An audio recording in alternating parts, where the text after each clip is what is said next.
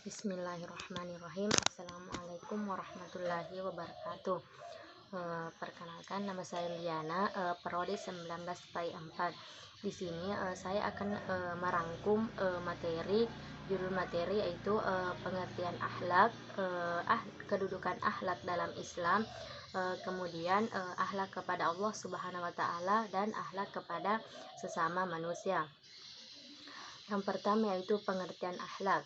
Akhlak berasal dari bahasa Arab dari kata khulukun yang artinya budi pekerti, tingkah laku atau tabiat, perangai, tata kerama atau sopan santun, adab dan tindakan. Khuluk itu merupakan ibarat dari kelakuan manusia yang membedakan buruk dan baik. Lalu yang baik itu disenangi dan dipilih untuk dipraktekkan. Kemudian perbuatan yang buruk itu dibenci dan dihilangkan. Akhlak juga merupakan suatu peranata perilaku manusia dalam segala aspek kehidupan. Sedang akhlak menurut Imam Al-Ghazali, akhlak yaitu sifat yang tertanam dalam jiwa yang menimbulkan bermacam-macam perbuatan dengan gampang dilakukan dan mudah dilakukan tanpa memerlukan pertimbangan atau pemikiran terlebih dahulu untuk melakukan hal tersebut. Itulah yang disebut dengan akhlak. Kemudian selanjutnya yaitu kedudukan akhlak dalam Islam.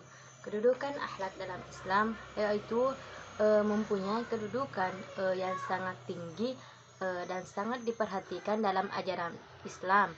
Hal ini dibuktikan dengan banyaknya penjelasan mengenai tingginya kedudukan akhlak. Di antaranya ada beberapa hadis Nabi, yaitu yang pertama yaitu hadis yang berbunyi yang artinya bahwa sesungguhnya orang yang paling baik di antara kalian adalah yang paling baik akhlaknya. Hadis ini diriwayatkan oleh Muslim dan Bukhari. Kemudian hadis ini dilengkapi dengan hadis lainnya yang mengatakan bahwa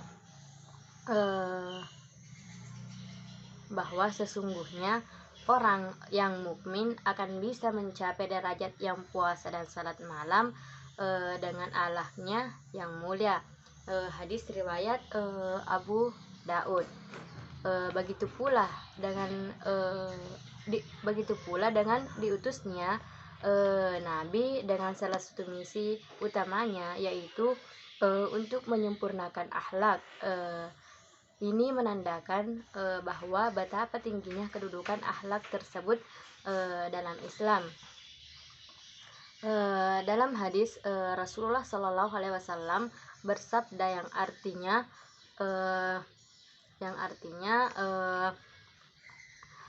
sesungguhnya aku diutus oleh Allah hanyalah untuk menyempurnakan akhlak mulia.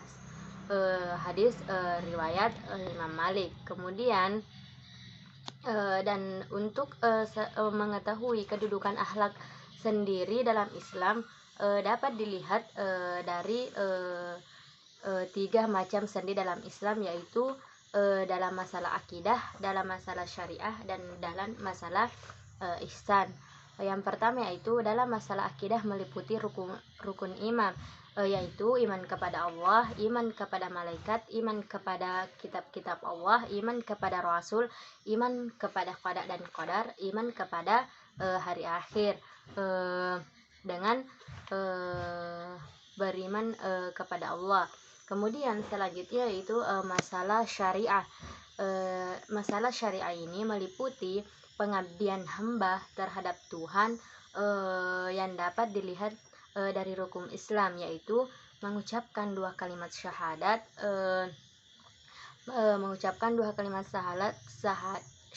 mendirikan sholat, menunaikan zakat, menjalankan puasa, dan naik haji bagi orang yang mampu, serta melakukan muamalah antara sesama manusia. Kemudian yang ketiga yaitu masalah ihsan, yaitu masalah yang terdapat di dalamnya itu hubungan dengan Allah, di mana terjalin hubungan dengan Allah, sesama manusia, alam, dan seluruh makhluk yang ada di dunia ini. Kemudian akhlak juga dalam Islam sangat erat hubungannya dengan iman, karena dengan akhlak keimanan orang dapat bertambah, karena akhlaklah yang mengatur, atau bisa dikatakan bahwa akhlak dengan akhlak seseorang akan lebih ikhlas dalam beribadah. Kemudian dengan akhlak juga dapat mengangkat derajat seorang muslim setelah takwa. Dengan akhlak pula akan mendekatkan kita kepada Rasulullah Shallallahu Alaihi Wasallam di akhirat kelak, dan dengan akhlak pula lah itu akan memperberat timbangan kebaikan kita kepada di hari akhir. Kemudian selanjutnya yaitu akhlak kepada Allah dan sesama manusia. Menurut Ababuddin Natah, minimal ada 4 alasan kenapa manusia harus berakhlak kepada Allah. Yang pertama, karena Allah lah yang telah menciptakan manusia, sebagaimana dalam Quran surah At-Tariq ayat 4-7 yang berbunyi, A'udzu billahi minasyaitonir rajim. Bismillahirrahmanirrahim. In kullu nafsin lamma 'alaiha hafiz. Falyansuril insanu mimma khuliqa. Khuliqa mimma dafiq. Yakhruju min bainis sulbi wat tara'ib. Yang artinya setiap orang pasti ada penjaganya, maka hendaklah manusia memperlihatkan dari apa dia diciptakan. Dia diciptakan dari air mani yang terpancar, kemudian yang keluar dari tulang punggung, sulbi, dan tulang dada. Kemudian yang kedua yaitu karena Allah lah yang telah memberikan perlengkapan panca indera, akal, pikiran, dan hati sanubari. Panca indera itu meliputi penglihatan yang sangat luar biasa digunakan dalam kehidupan sehari-hari, pendengaran, peraba, dan lain-lain sebagainya. Di samping itu ia juga memberikan anggota badan yang kokoh dan sempurna kepada manusia, sebagaimana ini telah ditegaskan dalam Quran surah An-Nahl ayat 78, yang artinya, dan Allah mengeluarkan kamu dari perut ibumu dalam keadaan tidak mengetahui sesuatu pun, dan Dia memberimu pendengaran, penglihatan, dan hati nurani agar kamu bersyukur.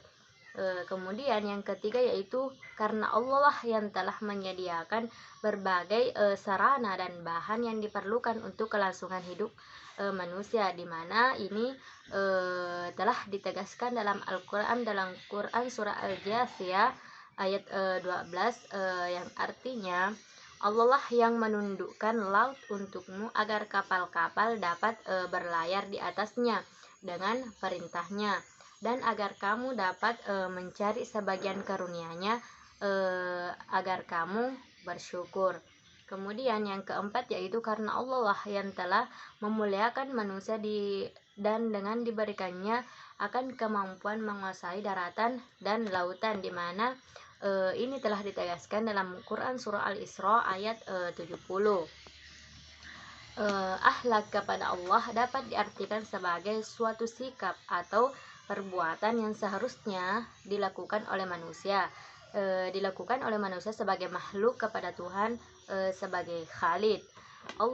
Akhlak kepada Allah pada prinsipnya merupakan penghambaan diri secara total kepadanya. Berakhlak kepada Allah dapat dilakukan dengan memuji Allah. Ini telah ditegaskan dalam Quran surah Al-Isra ayat 44. Kemudian yang kedua yaitu bertawakal atau berserah diri kepada Allah dalam Quran surah An-Anfal ayat 61. Kemudian yang ketiga yaitu berbaik sangka kepada Allah,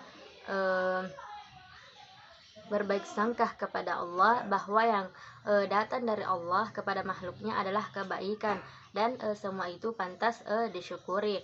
Ini telah ditegaskan dalam Quran surah An-Nisa ayat 4.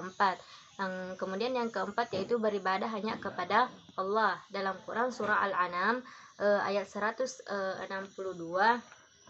yang berbunyi Qul inna sholati wa nusuki wa mahyaya wa mamati lillahi rabbil alamin, yang artinya, katakanlah Muhammad, sesungguhnya salatku, ibadahku, hidupku dan matiku hanyalah untuk Allah, Tuhan semesta alam. Kemudian yang kelima yaitu berdoa khusus kepada Allah. Ini ditegaskan dalam Quran surah Al-Baqarah ayat 45 yang berbunyi A'udzubillahi minasyaitonirrajim, Bismillahirrahmanirrahim, wasta'inu bis-sabri was-shalah wa innaha lakaburatan illa 'alal khashi'in. Artinya, dan mohonlah pertolongan kepada Allah dengan sabar dan salat itu sungguh berat kecuali bagi orang-orang yang khusyuk. Kemudian yang keenam yaitu zikrullah, yaitu ingat kepada Allah baik dalam bentuk lisan maupun perbuatan. Apapun yang kita ucapkan atau apapun yang kita lakukan, kita harus selalu mengingat Allah, bahwa Allah selalu memperhatikan kita apapun yang kita berbuat di dunia ini. Kemudian yang ketujuh yaitu Quran bersyukur kepada Allah Subhanahu wa taala sebagaimana telah ditegaskan dalam Quran surah An-Nahl ayat 53. Kemudian selanjutnya yaitu akhlak terhadap sesama manusia. Akhlak terhadap sesama manusia ini pada dasarnya bertolak pada keluhuran budi dalam menempatkan diri kita dan menempatkan orang lain pada posisi yang tepat, atau bisa dikatakan jika sesuatu itu ditempatkan pada tempatnya. Akhlak kepada sesama merupakan refleksi dan totalitas kita dalam menghambakan diri kepada Allah, sehingga akhlak yang kita alamatkan kepada manusia semata-mata didasari oleh akhlak yang dipersembahkan kepada Allah Subhanahu wa taala. Kemudian selanjutnya akhlak kepada manusia itu terbagi-bagi. Ada akhlak kepada diri sendiri, ada akhlak dalam keluarga, dan ada akhlak kepada orang lain. Yang pertama yaitu akhlak kepada diri sendiri. Seorang harus terlebih dahulu berakhlak kepada dirinya sendiri, karena disinilah ia akan menentukan perbuatan dan sikapnya kepada orang lain, sebagaimana dipesankan oleh Nabi Shallallahu Alaihi Wasallam, yaitu mulailah sesuatu dari diri kalian. Ini juga ditegaskan dalam Quran, yaitu Quran surah At-Tahrim ayat 66. Adapun potongan ayatnya yaitu berbunyi Bismillahirrahmanirrahim, ya ayyuhalladzina amanu qu anfusakum wa ahlikum naro, yang artinya, wahai orang-orang yang beriman, peliharalah dirimu dan keluargamu dari api neraka. Kemudian adapun bentuk aktualisasi akhlak kepada diri sendiri berdasarkan sumber ajaran Islam, yaitu memberikan hak jasmani kepada tubuh seperti makan, berolahraga ataupun yang lainnya. Kemudian berakhlak terhadap akalnya, artinya berakhlak kepada akal itu memberikan akal sebagaimana akal itu berfungsi seperti mencari ilmu. Kemudian berakhlak kepada jiwa. Kemudian yang kedua yaitu akhlak kepada keluarga. bentuk aktualisasi akhlak kepada keluarga ini, yang pertama yaitu bentuk aktualisasi akhlak anak kepada orang tuanya, seperti tidak mengatakan kepada orang tua, kemudian membantu orang tua dalam hal melakukan pekerjaan yang di luar rumah misalnya, kemudian baik yang masih hidup ataupun yang sudah meninggal dunia. Apabila orang tua sudah meninggal dunia, bagaimana cara kita berakhlak, yaitu dengan cara mendoakan orang tua yang telah meninggal dunia. Kemudian yang ketiga yaitu akhlak kepada kerabat.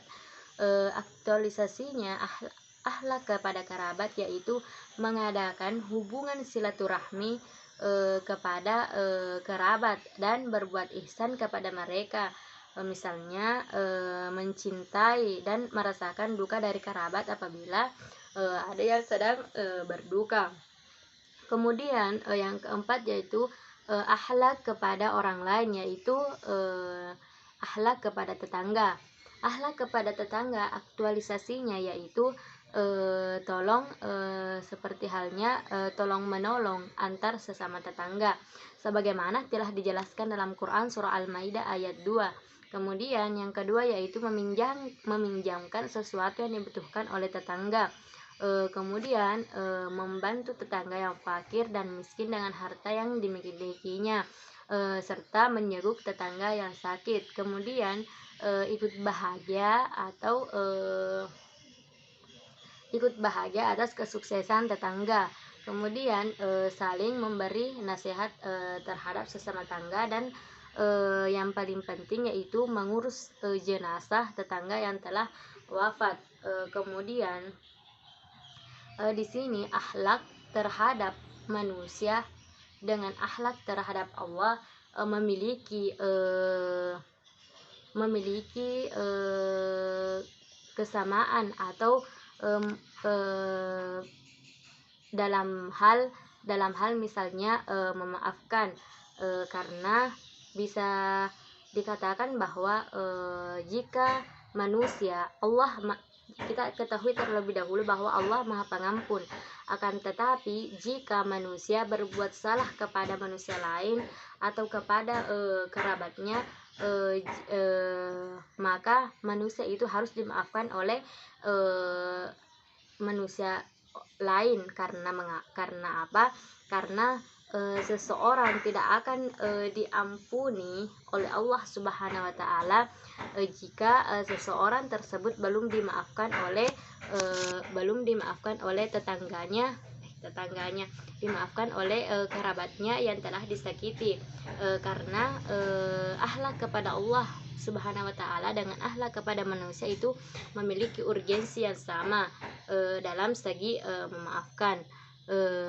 Mungkin itulah yang sempat saya sampaikan. Lebih dan kurangnya mohon dimaafkan. Allahul muwaffiq ila aqwamit thariq. Wassalamualaikum warahmatullahi wabarakatuh.